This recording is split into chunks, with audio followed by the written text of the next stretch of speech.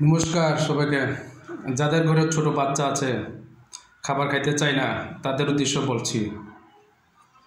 খাওয়ার সময় মোবাইল দেখাবেন না, টিভি দেখাবেন না, মোবাইল হাতে দেবেন না, হাতের টাকা দেবেন না।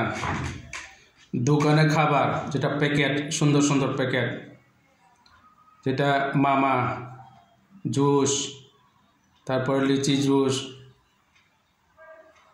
ওইসব যেটা ফাস্ট ফুড বলে, কোনো কিছু খাওয়াবে না।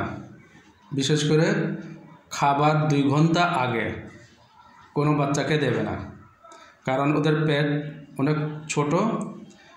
খাবার আগে যদি ওরা কিছু খায়, চিপস, চকলেট, চুইংগাম, জুস, যে কোনো সফট ড্রিঙ্ক, যে কোনো খাবার যদি খাওয়ায় তাহলে ওদের পেট ভরে যায়, কিন্তু ওগুলো পুষ্টি নাই।